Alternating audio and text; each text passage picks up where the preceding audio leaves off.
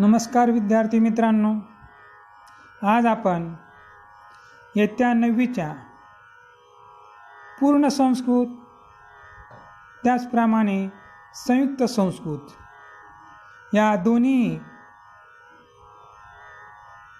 इयत्तासाठी असलेल्या विद्यार्थ्यांची अव्ययमाला आपण पाहणार आहोत। पूर्ण संस्कृतच्या विद्यार्थ्यांनी अव्ययमालामधील सर्व श्लोक पाठांतर करायचे आहेत, त्याचा अन्वय लक्षात ठेवायचा आहे, सरलार्थ पण लक्षात ठेवायचा आहे आणि त्याचप्रमाणे संयुक्त संस्कृतच्या विद्यार्थ्यांनी त्यांना जे निर्धारित केलेले श्लोक आहेत ते त्यांनी पाठांतर करून अन्वय लक्षात ठेवून सरलार्थ पण त्यांना लक्षात ठेवायचा आहे। विद्यार्थी मित्रांनो, मी माझ्या पद्धतीने लयबद्ध चालीमध्ये म्हणण्याचा प्रयत्न करतो। तुम्ही सुद्धा चांगला प्रयत्न करून योग्य लयबद्ध पद्धतीने या अव्ययमालाला म्हणू शकतात। तर आपण सर्वात प्रथम हे श्लोक म्हणूयात। त्याचे उच्चार जे आहेत ते तुम्ही लक्षपूर्वक ऐकावेत, जेणेकरून तुमचे उच्चार चुकणार नाहीत। श्रोतुं कर्णो वक्तुमास्यं सुहास्यं घ्रातुं घ्राणं पादयुग्मं विहर्तुं द्रष्टुं नेत्रे हस्तयुग्मं च दातुं ध्यातुं चित्तं येन सृष्टं स पातु गुणाः कुर्वन्ति दूतत्वं दूरेऽपि वसतां सतां केतकी गन्धमाग्राय स्वयमायान्ति षट्पदाः भुक्त्वा तृणानि शुष्कानि पीत्वा तोयं जलाशयात् दुग्धं यच्छन्ति लोकेभ्यो धेनवो लोकमातरः अकृत्वा परसन्तापम् अगत्वा खलमन्दिरम् अनुसृज्य सतां वर्त्म यस्वल्पमपि तद्बहु यस्य षष्ठी चतुर्थी च विहस्य च विहाय च अहङ्कतं द्वितीयास्यात् द्वितीयास्यामहं कथं प्रारभ्यते न खलु विघ्नभयं निचैः प्रारभ्य विघ्नवियताय विरमन्ति मद्याः विघ्नैः पुनः पुनरपि प्रत्यहन्यमानाः प्रारब्धमुत्तम जनान् परित्यजन्ति स्थानभ्रष्टान् शोभन्ते दन्ता केशा नखा नराः इति विज्ञाय मतिमान् स्वस्थानं न परित्यजेत् दैवमेवेति संचिन्त्य न सोद्यगं नरस्त्यजेत् अनुद्यमेन कस्तैलं तिलेभ्यः प्राप्तुमर्हति।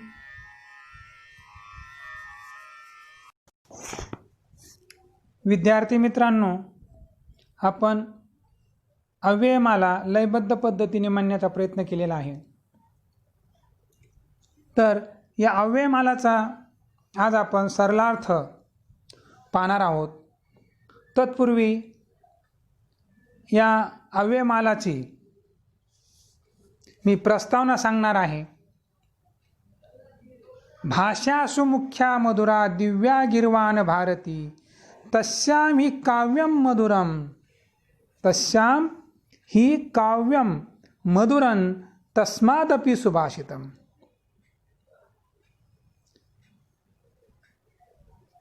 दोन किंवा चार वृत्तबद्ध वळीत एखादा छान विचार किंवा कल्पना मांडणारी सुभाषिते संस्कृत भाषेत सर्वत्र विखुरलेली आहेत। विखुरलेली आहेत म्हणजेच काय, तर सर्व ठिकाणी आहेत। आपण पाहतो की संस्कृतची सुभाषिते हे बऱ्याचशा देशविदेशात मोठमोठ्या संस्थानांना ती दिलेली आहे। आपल्याला माहिती आहे, आपले जे LIC लाईफ इन्शुरन्स कार्ड पण त्याला आपण म्हणतो, त्याला सुद्धा एक योगक्षेमं वहाम्यहम् श्रीमद भगवद्गीतेतील 15 अध्यायातील हा श्लोकातलं एक सूक्ती तिथं दिलेली आहे। भाषण किंवा लेखनात त्यांचा वापर योग्य प्रमाणात केल्यास ते अधिक परिणामकारक बनते। या पाठात अशी 8 सुभाषिते दिली आहेत.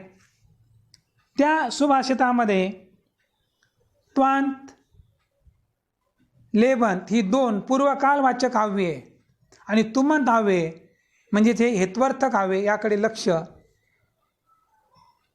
आपलं वेधून घेतलेलं आहे.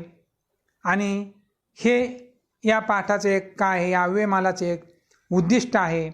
हा पाठाचा अभ्यास करताना आपल्याला ह्या अव्ययमालाचा सुद्धा विचार करायचा, अव्ययाचा सुद्धा विचार करायचा आहे. हे अव्यय आपण स्वतंत्रपणे शिकणारच आहोत. आपण गुणांची जोपासना केली की त्यांच्याकडे लोक आपोआप आकर्षित होतात. म्हणजेच काय, श्लोक क्रमांक 2 मध्ये सांगितलेलं आहे. थोडे यश मिळाले तरी दुसऱ्यांना दुःख न देता व सन्मार्गाने ते मिळाले असेल तर ते पुष्कळच म्हटले पाहिजे. हे श्लोक 4 मध्ये सांगितलेलं आहे. तर एकदा सुरू केलेला उपक्रम संकटावर मात करून पूर्ण करणे हे उत्तम प्रतीच्या माणसाचे लक्षण आहे. हे 6व्या श्लोकात सांगितले आहेत आणि हे विचार आयुष्यभर प्रयोग ठरतील यात शंकाच नाही. की म्हणून सांगितलेलं आहे की भाषासु मुख्या मधुरा दिव्या गिरवान भारती.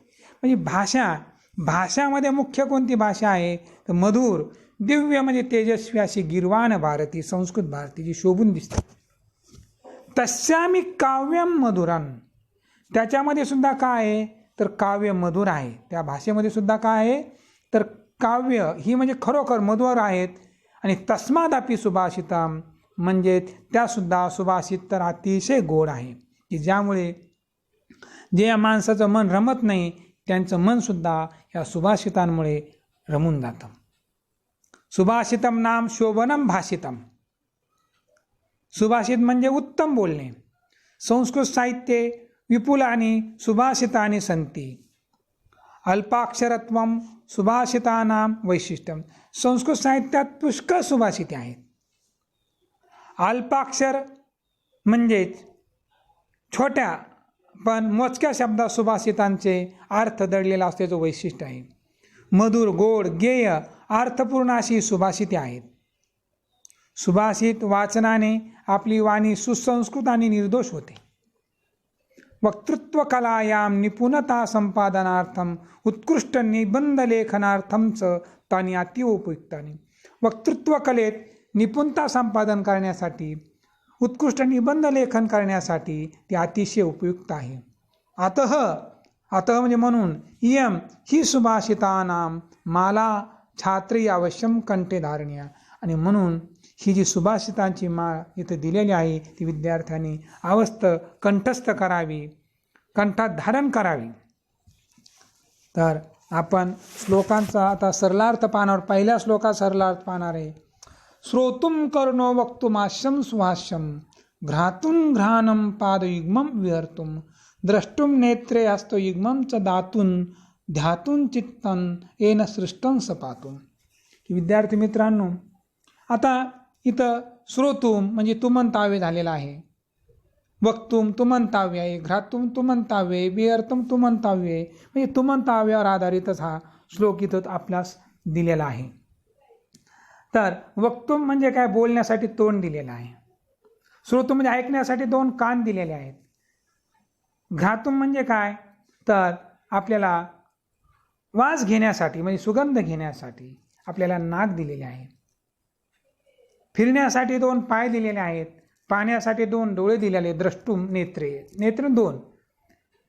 दान देण्यासाठी 2 हात दिलेले आहे. आणि ध्यान करण्यासाठी ज्याने मन निर्माण केलेलं आहे असा याचा अर्थ होतो. तर याचा सरला अर्थ असा होईल की ऐकण्यासाठी 2 कान, श्रोतुम करून ऐकण्यासाठी 2 कान, बोलण्यासाठी वक्तुम हास्यम सुहास्यम बोलण्यासाठी सुंदर हास्ययुक्त असं तोंड, वास घेण्यासाठी नाक आणि आपल्याला फिरण्यासाठी आपण जे इकडे तिकडे विहार करत असतो, फिरत असतो, या फिरण्यासाठी 2 पाय, दान देण्यासाठी दान देण्यासाठी आपल्याला 2 हात आणि ध्यान करण्यासाठी ज्या ईश्वराने आपल्याला मन दिले आहे आणि हे सर्व ज्या परमेश्वराने भगवंताने निर्माण केलेला आहे तो ईश्वर आमचे रक्षण करो. सृष्टुम म्हणजे निर्माण करणे, पातू म्हणजे रक्षण करू. आता पातू काय, तर पा धातू आहे दुसऱ्या गणामध्ये आणि त्याचं लोट लकारचं ते प्रथम पुरुष एकवचन आहे. हे आपण लोट लकार वगैरे प्रत्यय आपण पाहणारच आहोत. हे प्रत्यय पाहिल्यानंतर आपल्याला ते लक्षात येईल. गुणा कुर्वन्ति दूतत्वं दुरेपि वसतां सतां केतकी गंधमाग्राह्य स्वयमायांती षटपदाः. की पुढच्या श्लोकामध्ये सुभाषितकारांनी सांगितलं की आता इथं काय, तर वसताम म्हणजेच काय, राहणाऱ्या. सताम म्हणजे काय, तर सज्जन. गुण म्हणजे काय, सद्गुण दिलेले. दूत म्हणजे काय, आपल्याला दूत हा शब्द आपण बऱ्याच वेळेस वेगवेगळ्या वर्तमानपत्रात बातम्यात आपण ऐकत असतो, किंवा आपण आत्ता नुकतंच रामायण महाभारत पाहिलं, त्याच्यामध्ये आपण दूताचं काम करणारे हे व्यक्ती आपण त्याच्यामध्ये उल्लेख झालेला आहे. तर आता केतकी गंध माग्रा आहे, म्हणजे केतकी म्हणजे केतकीच्या फुलांचा सुगंध घ्या, म्हणजे केवड्यांचा. तर आपण याचा सरलार्थ पाहूया.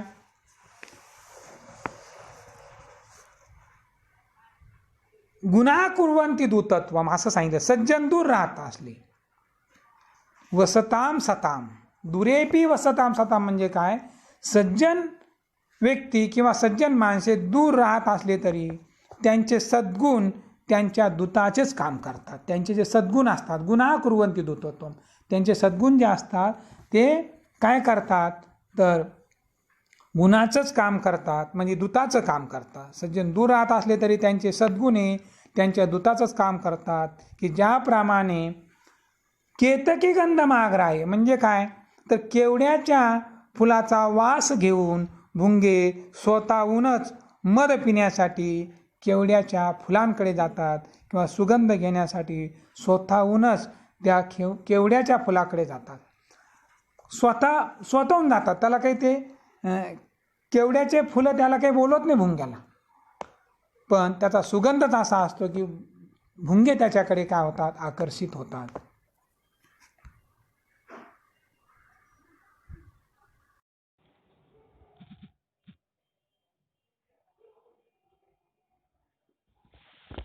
दोन श्लोकाचा आपण अर्थ पाहिलेला आहे. त्यानंतर भुक्त्वा तृणानि शुष्कानि पित्वा तोयं जलाशयात दुग्धं यच्छन्ति लोकेभ्यो धेनवो लोकमातरः. तर या श्लोकाचा सरलार्थ पाहत असताना आपल्या असे लक्षात येईल की गायी ह्या काय आहेत, धेनव म्हणजे गायी ह्या परोपकार करणारे आहेत. आपण यापूर्वी पण श्लोक अनेक प्रकारचे ऐकलेले. परोपकाराय फलन्ति वृक्षाः, परोपकाराय वहन्ति नद्यः, परोपकाराय दुहन्ति गावः. म्हणजे जे नद्या असतील, गायी असतील, झाडं असतील, हे सज्जन लोकांप्रमाणेच काय असतात, तर दुसऱ्यावर उपकार करण्यासाठी असतात. आणि म्हणून हे जे दिलेले आहेत की भुक्त्वा म्हणजेच काय, खाऊन, त्वान तावे आले नाही. शुष्कानी म्हणजे काय, वाळलेले. तृण म्हणजे काय, गवत म्हणजेच काय, वाळलेले गवत. आणि धेनू म्हणजे लोक मात्र म्हणजे काय, लोकांच्या मात म्हणजेच काय, तर वाळलेले गवत खाऊन. शुष्कानी भुक्त्वा तृणानी म्हणजे वाळलेले तृण म्हणजे गवत खाऊन, जलाशयातील पाणी पिऊन. पित्वा तोयम जलाशयात, जलाशयातील पाणी पिऊन लोकांना गायी दूध देतात. दुग्धम यच्छन्ति लोकेभ्यो म्हणजे लोकांना ह्या गायी दूध देतात. म्हणजे काय, खरोखरच ह्या गायी काय आहे, तर लोकमाताच आहे. सुकलेले गवत खाऊन, जलाशयातील पाणी पिऊन लोकांना गायी दूध देतात, ह्या गायी लोकमाताच आहे. अकृत्वा परसंतापम अगत्वा खल मंदिरम अनुसृज्य सतां वर्त्म यस्वल्पमपि तद्बहु. की परसंतापम म्हणजे दुसऱ्याविषयी कधी संताप करून घेऊ नये. खल मंदिरम दुसऱ्याविषयी कधी संताप करू नये, दुसऱ्यांचं कधी दुःख देऊ नये. आता अकृत्वा म्हणजेच काय, न करून. खल मंदिरम म्हणजे काय, दुष्ट माणसाच्या घरी. आणि वर्तमान याचा अर्थ काय? नाम आहे अनंत. तर वर्तमान याचा अर्थ काय? मार्ग. म्हणजे काय सांगायचं कवीला? की दुसऱ्याला दुःख न देता, म्हणजे दुसऱ्याला दुःखाचा अर्थ कष्ट, त्रास, दुसऱ्याला दुःख न देता, दुष्टाच्या घरी न जाता, खलमंदिर म्हणजे काय? दुष्टांच्या घरी न जाता, सज्जनाचा मार्ग न सोडता, सज्जनाचा मार्ग न सोडता, जे काही अगदी थोडे मिळेल, जे काही तुम्हाला थोडं मिळेल, मोजकं मिळेल किंवा साधे किंवा प्राप्त होईल, ते तुम्ही पुष्कळच आहे असं समजावं. पुष्कळच आहे असं समजावं किंवा म्हणावं. परत एकदा अर्थ सांगतो की परसंताप म्हणजेच काय? दुसऱ्याला दुःख न देता, दुःख म्हणजे कष्ट न देता, दुष्टाच्या घरी न जाता, सज्जनांचा मार्ग न सोडता, जे काही तुम्हाला अगदी थोडकेच मिळेल किंवा साधेल तेच तुम्ही पुष्कळ आहे असे समजावे. यस्य षष्ठी चतुर्थीच विहस्यच विहायच अहं अहं कथम द्वितीया स्यात् द्वितीयास्यामहं कथम. विद्यार्थी मित्रांनो, ही पूर्वीच्या पाठ्यपुस्तकामध्ये याच्यावर एक कथाच होती. आता ही कथा मी इथे तुम्हाला सांगत बसणार नाही, परंतु जेव्हा केव्हा वर्गात शिकवत असेल त्यावेळेस प्रत्यक्षच तुम्हाला मी याची कथा सांगेल की या कथेमध्ये असं सांगितलेलं आहे की जी स्त्री असते, जी नवविवाहित होणारी जी तरुणी असते, तिचा विवाह होणार असतो, परंतु ती होणाऱ्या पतीचं काय करत असते की तो किती हुशार आहे, त्याला संस्कृतचा किती अभ्यासकार आहे, जाणकार आहे, हे ती पाहणार असते. आणि पूर्वीच्या काळी स्वयंवर विवाह जे असायचे ते आपण रामायण महाभारतामध्ये त्याचा आपण आता ते पाहिलेलेच आहेत. त्याचप्रमाणे ते विवाह व्हायचे आणि त्यामध्ये ती जी स्त्री असायची, विवाहिता जी होणार असते, ती त्या होणाऱ्या पतीला ती प्रश्न विचारत असते आणि त्याच्याजवळ किती विद्वत आहे ती पाहत असते. ती काय म्हणते? काय म्हणते ती? तर यस्य कृते विहस्य म्हणजे षष्ठी विभक्ती आली. विहाय म्हणजे चतुर्थी, आम कथम म्हणजे द्वितीय असतात, आम द्वितीया कथम श्याम म्हणजे काय म्हणायचं आहे की ज्याला विहाई चतुर्थी आणि वियशी षष्ठी, अहम व कथम ही द्वितीया वाटत असेल तर त्याची मी पत्नी कशी होणार? म्हणजे आता जर वियस्य का आहे तर हे लेबनताव्य आहे, विहाय का आहे तर हे लेबनताव्य आहे. जर विहस्य आव्याला तो षष्ठी विभक्ती म्हणत असेल आणि विहाय आव्याला तो चतुर्थी विभक्ती म्हणत असेल. अहम म्हणजे काय? तर आपण अस्मत् सर्वनाम पाहिलेलं आहे. अहम आवाम वयम प्रथमा. अहम म्हणजे काय? ते अस्मत्चं प्रथमा एक वचन आहे, पण अहमला हा द्वितीय समजतो. कथम म्हणजे कसं? तर कथमला सुद्धा तो काय करतो? द्वितीय विभक्ती समजतो. तर मग ती होणारी जी जी विवाहित आहे ती काय म्हणते की जो हा माझा जो भविष्यात होणारा जो पती आहे तो काय म्हणतो? ज्याला विहाई चतुर्थी आणि वियशी षष्ठी तो समजतो. या ज्या दोन शब्दाला तो काय? विहायला चतुर्थी समजतो आणि वियश या शब्दाला षष्ठी समजतो. अहम आणि कथम या दोन शब्दाला तो द्वितीय असं समजतो. तर त्याची मी पत्नी कशी होणार? असा हा त्याचा सरलार्थ आहे या श्लोकाचा. त्याच्यानंतर प्रारभ्यतेन खलु विघ्न भयेन जिचेहि, प्रारभ्य विघ्न वियता विरमन्ति मद्याः विघ्ने पुनः पुनरपि प्रत्यहन्यमानाः प्रारब्धमुत्तम जना न परित्यजन्ति. आणि पुढे काही म्हणतो विघ्न भयन म्हणजे काय? ते विरमती म्हणजे थांबतात, मध्यातच थांबतात. एखादं काम सुरू करायचं आणि काही लोक काय करतात? संकटाच्या भीतीने की ते घाबरतात आणि मधातच ते काम सोडून देतात. एक व्यक्ती असतो, तो काहीच काम करत नाही, त्याला मित्र सांगतात की बाबा तू काहीतरी काम कर, पण तो म्हणतो नाही, अरे तू काही ना काहीतरी तू काम तर कर. कुठपर्यंत तू तुझी पत्नी कमवेल आणि तिच्याच याच्यावर तू तिच्याच कमेवर तू खाणार आहे. तर तो म्हणतो, मित्र म्हणतो काय करू? ते म्हणजे तू काय कर, एखादी रिक्षा चालव. तो म्हणतो रिक्षा जर चालवायला घेतलो आणि मधातच जर ॲक्सिडेंट झाला तर? म्हणजे काय, काम सुरू करण्याच्या पूर्वीच काहीतरी काय करणे, शंका उपस्थित करणे. तर तू एखादा फोटोग्राफरचे कर. मग जर बिझनेस चाललाच नाही, मला फोटो जर आलेच नाही, त्याचं मला त्या कॉम्प्युटरमध्ये जर त्याचं ते मिक्सिंग करतात आलं, काय करावं? म्हणजे या पद्धतीने कुठलं काम सुरू करण्यापूर्वीच काय करणे, ते थांबणे. म्हणजे हे करणे म्हणजे विघ्न भयानं संकट येईल म्हणून ते मधातच काम सोडून देणे, अशी लोकांची प्रवृत्ती असते. तर त्याचा सरलार्थ आपण पाहणार आहोत की अत्यंत खालच्या दर्जाची माणसे संकटाच्या भीतीने कार्य सुरू करत, एखादं काम सुरू करत नाही. मध्यम प्रतीचे लोक कार्य सुरू करून संकटाशी गाठ पडली की ते मधातच ते काम सोडून देतात. अत्यंत खालच्या दर्जाची माणसे म्हणजे जो तिसरा स्तर म्हणतो आपण, ती संकटाच्या भीतीने काम सुरू करत नाहीत. आणि जे मधल्या प्रतीचे लोक असतात मध्यम, ते कार्य सुरू करतात, पण संकट आलं की ते मधातच ते कार्य थांबवतात. संकटाने पुन्हा पुन्हा पराभूत केले तरीही चांगल्या प्रतीचे माणसं म्हणजे उत्तम प्रतीचे माणसं एकदा सुरू केलेले काम ते मधात कधीच सोडून देत नाहीत. परत एकदा अर्थ सांगतो.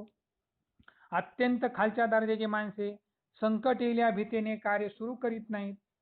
मध्यम प्रतीचे लोक कार्य सुरू करतात आणि संकट आलं की ते मधातच ते कार्य सोडून देतात.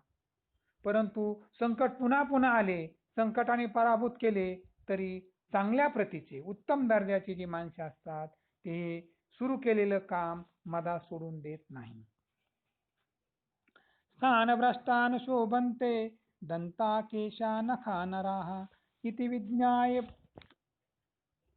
मतिमान सोस्थानम न परित्यजेत. बघा, स्थानभ्रष्ट म्हणजे आपल्याकडे लोक पाहतो, आपण राजकारणामध्ये पाहतो, लोक खुर्ची सोडत नाही. त्यांना वाटतं जर खुर्ची गेली तर काय होईल. त्याप्रमाणे पूर्वी सुभाषितकाराने हा श्लोक तयार केला. काय तर दात, केस, नखे आणि मांसे जर ही आपापल्या स्थानापासून दूर झाली की ती शोभत नाहीत. हे ओळखून बुद्धिमान माणसाने आपले स्थान किंवा आपलं पद हुद्दा सोडू नये. आपलं जे काम आहे तेच माणसाने काम करावं. आपल्याकडे तुकाराम महाराजांनी पण सांगितलेलं आहे, तुका म्हणे येथे पाहिजे जातीचे, येऱ्या गबाळ्याचे काम नाही. म्हणजे काय, जे माझं काम काय शिकवणे, मी तेच काम करावं. मी जर विनाकारणच शिकवणं सोडून जर मी म्हणलो नाही मी शिंपीचं काम करेन, एखादं मी टेलर होऊन एखादा कपडा शिवून, तर ते बिघडून जाईल एखाद्याचे कपडे. आपल्याला जे काम येतं तेच काम आपण करावे. जर आपलं काम सोडून आपण जर दुसरं काम करत असेल तर ते आपल्याला शोभून दिसत नाही. म्हणून दातांनी जर आपलं स्थान सोडलं, दात जर कुठेतरी तोंडाच्या ऐवजी कपाळावर आले, गालावर आले, तर मनुष्य कसा विचित्र दिसेल. म्हणून दात, केस आणि नख समजा ते आपल्या बोटाला व्यवस्थित तिथं शोभून दिसतात. जर नख जर दुसऱ्या ठिकाणी आले, समजा आपल्या हाताच्या मनगटावरच नखे आले, तर माणूस शोभून दिसेल का नाही. म्हणून दात, केस, नखे आणि मांसे आपापल्या स्थानापासून दूर झाले की ती शोभून दिसत नाही. हे ओळखूनच बुद्धिमान माणसाने आपले स्थान म्हणजेच आपलं जे पद आहे, हुद्दा आहे, ते कधी सोडून देऊ नये. दैवमेवेति संचित्य दैवमेवेति संचिन्त्य न सोद्यगम नरस्त्यजेत अनुद्यमेन कस्तैलम तिलेभ्य प्राप्तुमर्हति. शेवटचा श्लोक आहे की दैव म्हणजे का, आपण त्याला नशीब म्हणतो. आणि बरेच लोक नशीब करेल म्हणून नशिबात जे असेल ते होईल असं म्हणून ते कामच करत नाही. करून आपल्या कर्तृत्वाने आपण नशीब बदलू शकतो. म्हणून दैवत नशीबच सर्व करेल म्हणून माणसाने आपला उद्योग कधी सोडू नये. उद्योग न करता तिळापासून तेल मिळवणे कोणाला जमेल. आपण म्हणतो की आपल्याकडे ते प्रयत्न वाळूचे कण रगडिता तेलही गळे. प्रयत्न वाळूचे कण रगडिता तेलही गळे म्हणजे प्रयत्न जर केला माणसाने तर वाळूपासून सुद्धा तेल होऊ शकतं. जर प्रयत्न केला तर आपल्याला तिळापासून काय, शेंगदाण्यापासून सुद्धा आपल्याला तेल मिळणार नाही. म्हणून नशिबावर कधी अवलंबून राहू नये. आपण पाहतो की आपण क्रिकेटमधलं उदाहरण घेतलं, सचिन तेंडुलकरचं उदाहरण घेतलं, तर आज आपल्याला वाटतं एखाद्या मुलाला सचिन नाव ठेवतो, त्याला त्याने काय केलं, त्याने किती प्रयत्न केले असतील. रात्रंदिवस त्यांनी मेहनत घेतलेली आहे, म्हणून तर त्याला क्रिकेटचा देव म्हणतात सचिन तेंडुलकरला. म्हणजे नुसतं माझ्या नशिबात असेल तर मी होईल नाही, त्याने प्रयत्न केले, त्यासाठी प्रचंड पराकाष्ठा घेतली आणि म्हणून तो मोठा व्यक्ती झालेला आहे. अनेक लोकांच्या आपल्याला त्याच्यामध्ये उदाहरणं पाहता येईल. त्यामध्ये आपण वेगवेगळे थोर नेत्यांची उदाहरणं आपण पाहू शकतो. आणि म्हणून दैवच सर्व करेल म्हणून माणसाने आपला उद्योग सोडू नये. उद्योग न करता तिळापासून सुद्धा तेल मिळवणे कोणाला जमेल. असे या प्रकारे आपण या अव्ययमालाचा सर्व सरलार्थ पाहिलेला आहे. समजावून सांगण्याचा मी प्रयत्न केलेला आहे. तर सर्वांनी हा जो व्हिडिओ आहे हा लाईक करायला आणि सबस्क्राईब करायला विसरू नये. मी संस्कृत अध्यापक शिवरी राजमाने, अक्रू वाघमारे प्रशाला, औरंगपुरा, औरंगाबाद. धन्यवाद.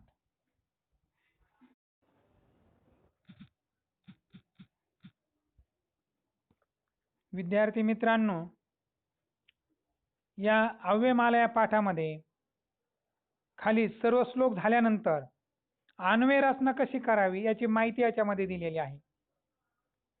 अन्वय कसा आपण शिकावं, कसा करावा हे मी तुम्हाला प्रत्यक्ष सांगणारच आहे. परंतु तुम्ही याचा काळजीपूर्वक वाचन करावं, अभ्यास करावा, हे लिहून ठेवावं. आणि त्याखाली भाषाभ्यास दिलेला आहे. एक वाक्यानं उत्तरं. ह्या प्रश्नाची उत्तरं त्या परिच्छेदामध्येच आहेत, त्या श्लोकांमध्येच आहेत. तालिकाम पुरयेत, किम दत्तम, किम कर्तुम, किम अर्थम हे तुम्ही सोडायचे आहे. मेलनम कृत म्हणजे जोड्या तुम्हाला जोडवायच्या आहेत. श्लोकाप्रमाणे दुसरा श्लोक दिलेला आहे, त्याच्यामध्ये सत्यम वा सत्यम दिलेला आहे, समानार्थकम शब्दम दिलेले आहेत. सज्जनाला समानार्थ शब्द तिथंच दिलेला आहे, सताम दिलेला आहे. भ्रमराला षटपदा दिलेला आहे. अगच्छन्तीला आयंती तुम्ही करू शकता. गुणाः अवगुणाः दुरे समीपे आयांती गच्छन्ती या पद्धतीने तुम्ही हे करू शकतात. श्लोक तिसरा दिलेला आहे. ह्या सर्व श्लोक 3, श्लोक 4, श्लोक 5, 6, 7 आणि 8 श्लोकापर्यंत जो सर्व स्वाध्याय आहे तो तुम्ही पूर्ण करावा. एखादा सर्व स्वाध्यायाची उत्तरं त्या अव्ययमालामधील श्लोकामध्येच आहेत हे तुम्ही लक्षात ठेवावं. जर एखाद्या प्रश्न उत्तर आलं नाही तर तुम्ही मला ते विचारू शकतात. आणि यानंतर मग मी यापुढील जो भाग आहे तो तुम्हाला पुढच्या वेळेस तुम्हाला मी शिकवेल. सर्वांचे धन्यवाद.